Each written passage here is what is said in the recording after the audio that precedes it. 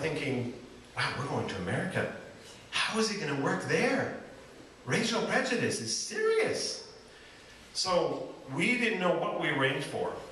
So before we moved, we would take trips to Orlando, and we drove up to this place called Winter Garden. And we had to rent a car, and we needed to fill it up with gas.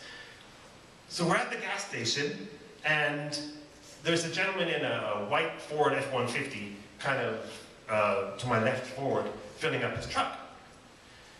I'm just filling up the little rent-a-car, and he keeps looking at me. And then he says, "Is she black?" I'm like, I didn't say anything initially.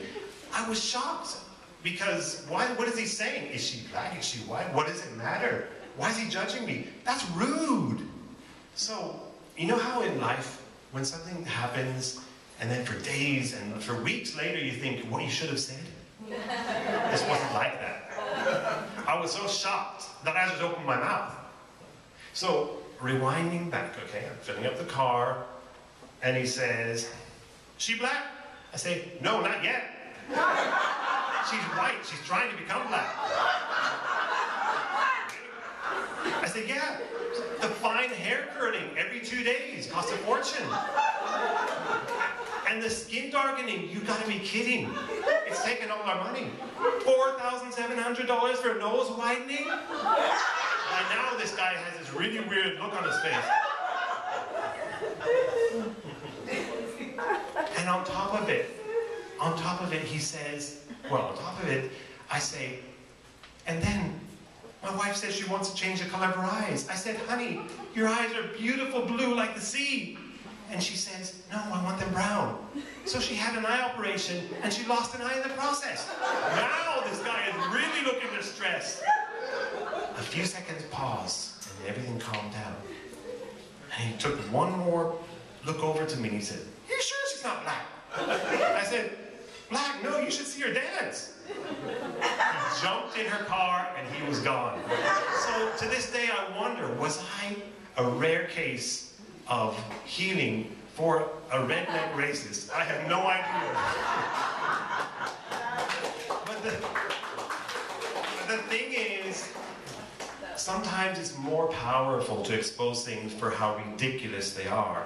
So you can fight, or you can expose them for how they are. And I guess that's what happened on that day. Now, if you want to know a real interesting story about, an inspiring story about this topic, perhaps Kiskadia later will share something about her citizenship interview. Very profound, okay?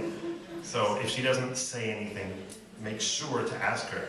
So Kiskadia is a mixed race woman. She's Trinidadian, she's British, she's Guyanese, she's mixed up like pilau. And you never know what her race is. It depends on the weather, it depends on the time of the year. When we were in England, she's white as chalk. People think she's white.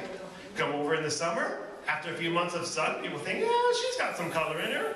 In the fall, in the spring, she might look a little bit more Egyptian. So I'm surprised that you're not confused. So before I show you my last airplane picture, thanks a lot, Jean-Luc. That's it for me. I hope you have a wonderful evening with the music tonight and the talk. Thank you very much.